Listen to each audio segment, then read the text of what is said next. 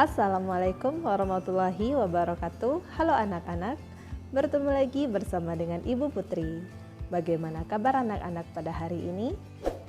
Semoga kita selalu dalam keadaan sehat sehingga anak-anak dapat semangat untuk melakukan aktivitas pada hari ini dan tentunya lebih semangat untuk mengikuti pelajaran Ibu pada hari ini. Sebelum kita memulai pelajaran kita pada hari ini, mari bersama-sama kita berdoa menurut agama dan kepercayaan kita masing-masing. Berdoa dimulai.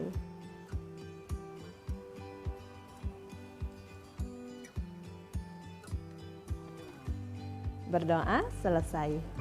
Materi pembelajaran kita pada hari ini yaitu Kelas 4, Tema 2, Subtema 1, Pembelajaran 2. Ayo bernyanyi pada halaman 10.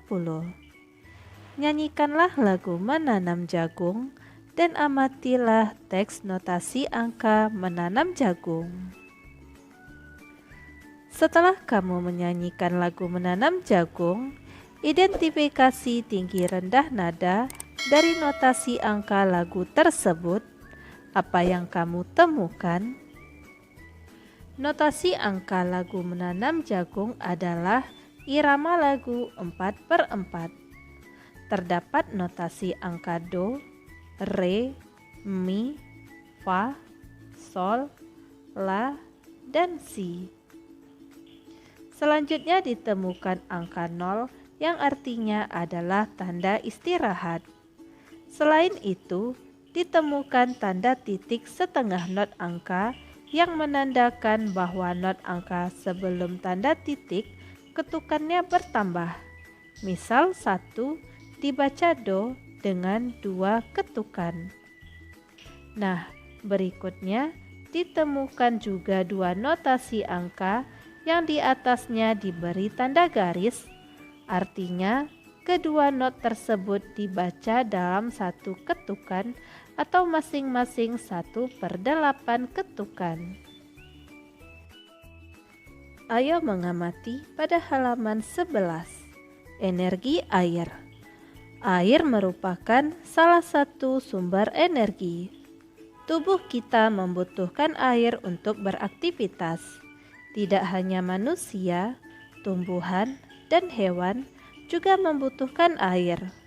Selain diminum, air juga kita gunakan untuk memasak, mencuci, mandi, dan lain-lain. Air juga dapat dimanfaatkan sebagai sumber energi listrik. Salah satunya dengan menggunakan kincir air. Amatilah di sekitarmu, tulislah sebanyak-banyaknya manfaat air bagi kamu. Manfaat air yaitu untuk kebutuhan sehari-hari seperti minum, makan, mandi, mencuci, hingga memasak. Kemudian berwudu hingga menyiram tanaman. Air untuk keperluan umum misalnya untuk kebersihan jalan dan pasar, pengangkutan air limbah, hiasan kota, tempat rekreasi, air mancur, dan lain-lain. Air untuk keperluan pertanian dan peternakan. Air sangat penting bagi kita. Setiap orang berhak mendapatkan air yang bersih. Perhatikan gambar berikut. 1. Mengapa anak tersebut minum? Anak tersebut merasa haus dan membutuhkan air.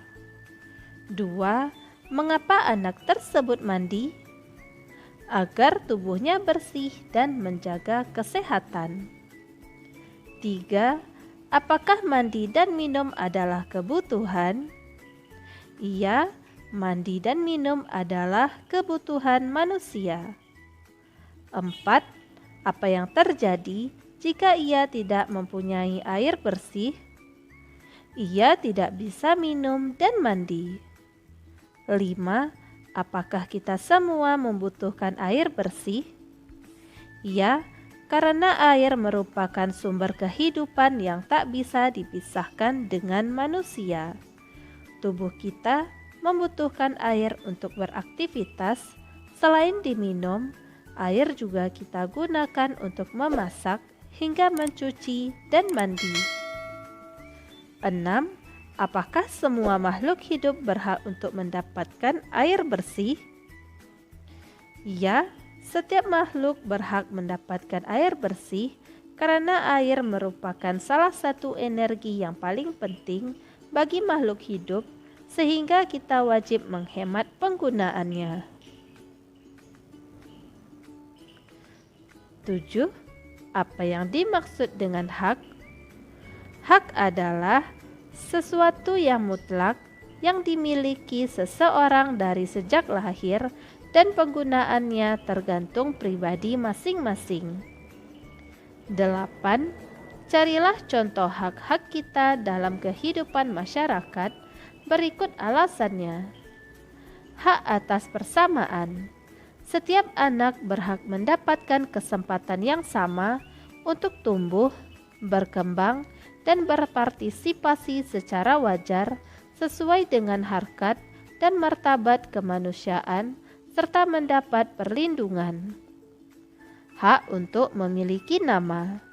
Alasan setiap anak berhak untuk mempunyai nama dan tercatat dalam dokumen negara. Hak untuk memiliki kewarganegaraan. Alasan setiap anak berhak untuk diakui kewarganegaraannya. Hak atas perlindungan. Alasan setiap anak berhak dilindungi baik secara fisik, psikis, spiritual, dan moral.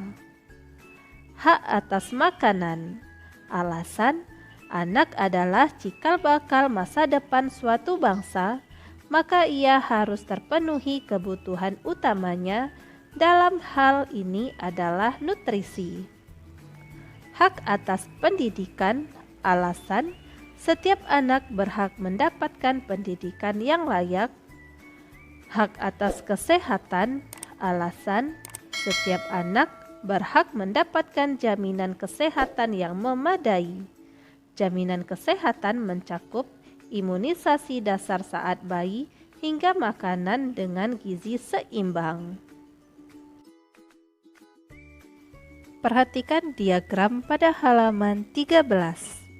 Apa itu hak? Contoh hak yaitu bebas menyampaikan pendapat, hak mendapatkan pendidikan yang baik, dan hak mendapatkan perlindungan hukum.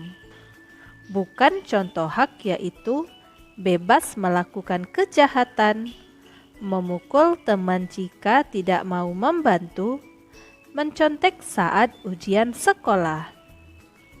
Hak adalah segala sesuatu yang harus didapatkan oleh setiap orang yang telah ada sejak lahir atau bahkan sebelum lahir.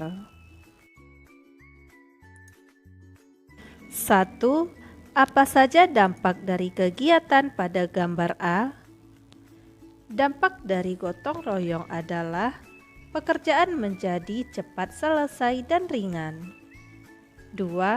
Apa saja yang akan terjadi jika kita tidak melakukan seperti gambar A? Jika kita tidak melakukan gotong royong, maka pekerjaan akan membutuhkan waktu yang lebih berat dan lama dalam menyelesaikan. 3. Apa saja dampak dari kegiatan pada gambar B?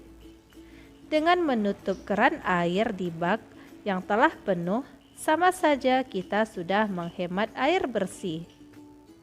4. Apa saja yang akan terjadi jika kita tidak melakukan seperti gambar B? Jika kita tidak menutup keran air padahal air sudah penuh, menyebabkan persediaan air bersih cepat habis. 5. Apakah kita harus melakukan seperti gambar A dan gambar B? Ya, kita sebagai masyarakat yang baik harus aktif dalam kegiatan gotong royong. Kemudian, kita juga harus menghemat air bersih karena dengan menghemat pemakaian air bersih. 6. Apa yang dimaksud dengan kewajiban? Kewajiban adalah sesuatu yang harus dilaksanakan dengan penuh rasa tanggung jawab. 7. Carilah contoh kewajiban kita dalam kehidupan masyarakat. Berikut alasannya.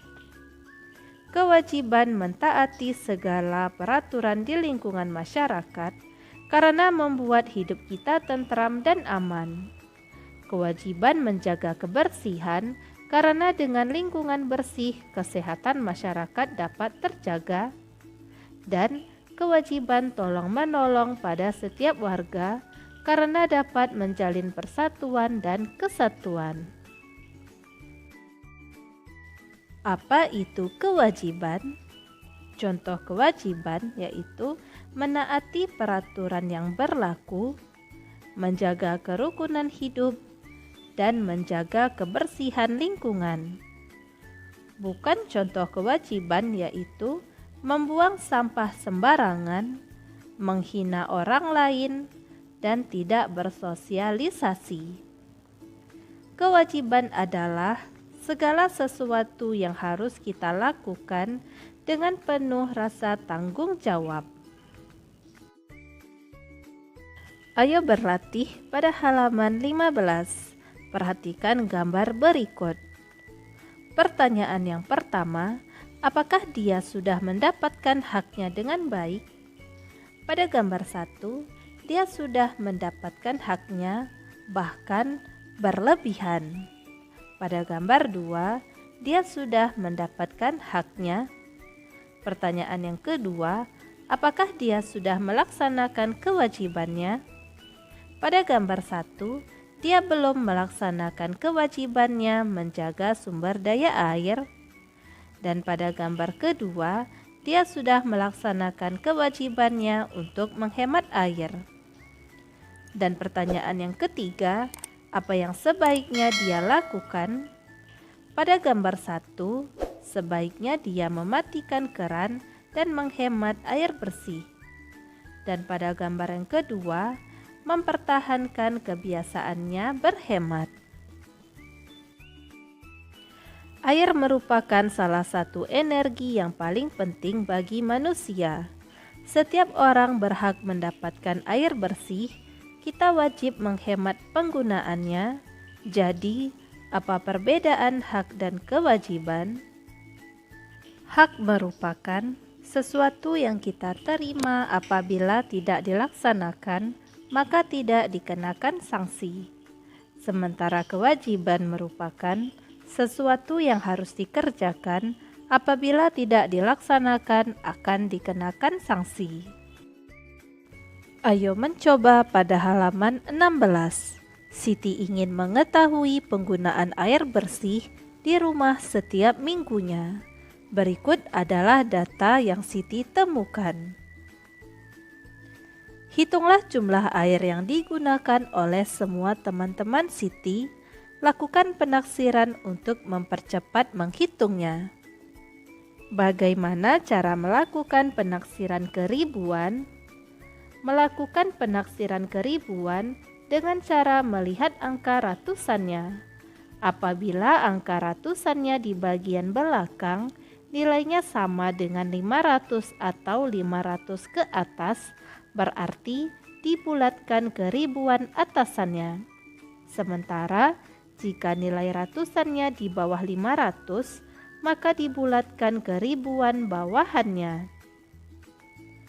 Untuk lebih jelas, mari kita isi tabel berikut. Bilangan 45, penaksiran puluhan. Cara melakukan penaksiran dibulatkan ke puluhan terdekat. Hasilnya 50. 2. Bilangan 477, penaksiran ratusan. Cara melakukan penaksiran dibulatkan ke ratusan terdekat. Hasilnya 500. Yang ketiga, bilangan 4567, penaksiran ribuan. Cara melakukan penaksiran dibulatkan ke ribuan terdekat. Hasil 5000. 4. Bilangan 23.458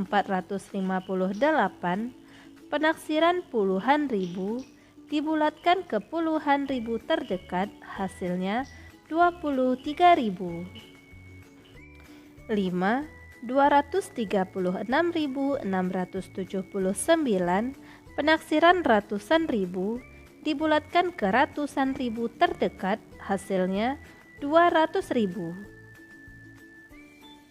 Bilangan 2.345.678 penaksiran jutaan dibulatkan ke jutaan terdekat, hasilnya 2 juta. Bagaimana cara melakukan penaksiran? Melakukan penaksiran adalah melakukan perkiraan, jadi menaksir itu sama dengan mengira, memperkirakan, dan mengira-ngira. Caranya, melakukan pembulatan terlebih dahulu, kemudian baru melakukan operasi hitung. Berdasarkan data yang ditemukan oleh Siti, mari kita jawab pertanyaan berikut. Lakukan penaksiran kepuluhan terdekat. 1. Jumlah air yang digunakan di rumah Siti dan Edo, yaitu jumlah air yang digunakan di rumah Siti dan Edo 273 ditambah 324 sama dengan 270 ditambah 320 sama dengan 590. 2. Jumlah air yang digunakan di rumah Lani, Dayu, dan Udin. Jumlah air yang digunakan di rumah Lani, Dayu, dan Udin 363 ditambah 262 ditambah 291 sama dengan 360 ditambah 260 ditambah 290 sama dengan 910. 3. Jumlah air yang digunakan di rumah Dayu dan Edo. Jumlah air yang digunakan di rumah Dayu dan Edo 262 ditambah 324 sama dengan 260 ditambah 320 sama dengan 580. 4. Jumlah air yang digunakan di rumah Siti, Edo, Lani, Dayu, dan Udin. Jumlah air yang digunakan di rumah Siti, Edo, Lani, Dayu, dan Udin yaitu 273 ditambah 324 ditambah 363 ditambah 262 ditambah 291 kita bulatkan menjadi 270 ditambah 320 ditambah 360 ditambah 260 ditambah 290 sama dengan 1.500. 5. Selisih air yang digunakan di rumah Siti dan Dayu. Selisih air yang digunakan di rumah Siti dan Dayu 273 dikurang 262 kita bulatkan menjadi 270 dikurang 260 sama dengan 10. 6. Selisih air yang digunakan di rumah Dayu dan Lani.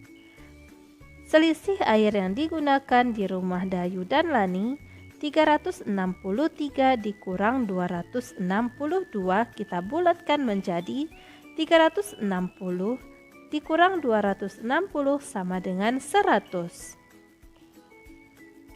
7. Selisih air yang digunakan di rumah Udin dan Edo.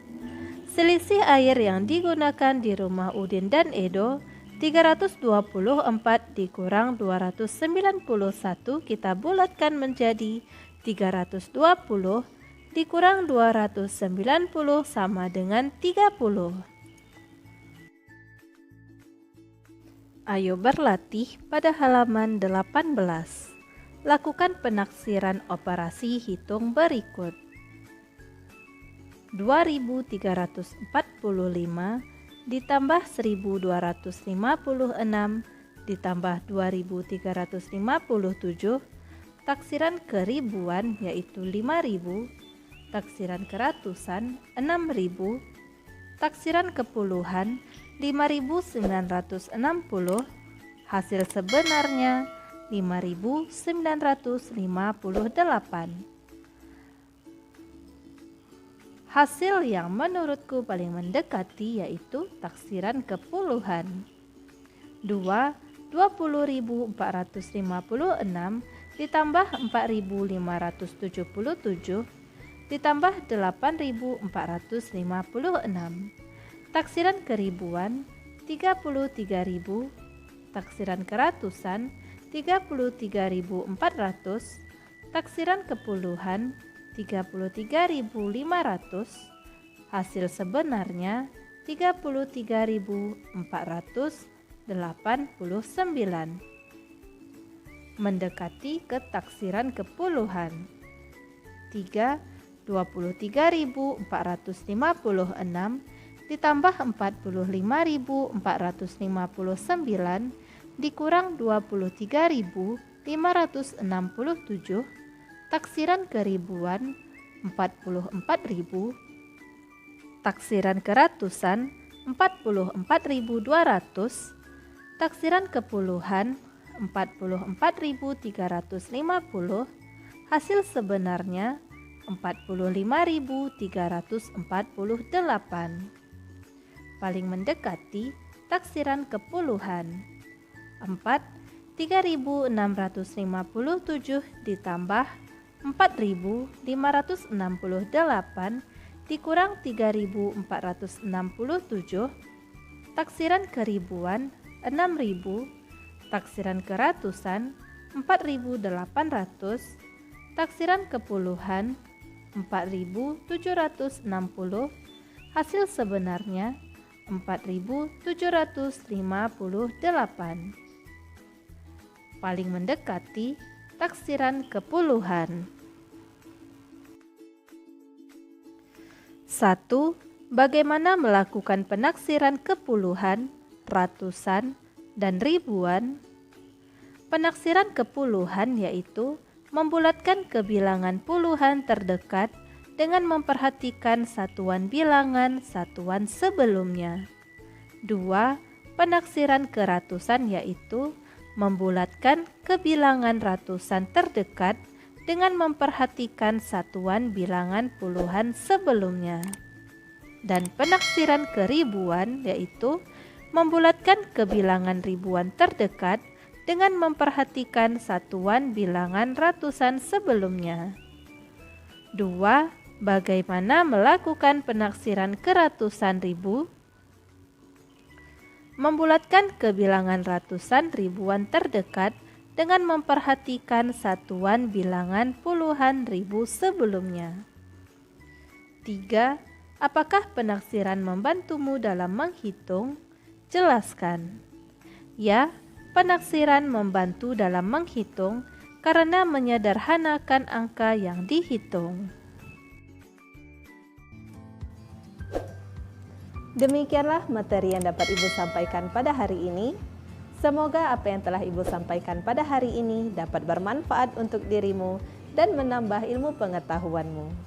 Jika dalam penyampaian materi ada tutur kata Ibu yang kurang berkenan, Ibu mohon maaf. Akhir kata, wassalamualaikum warahmatullahi wabarakatuh.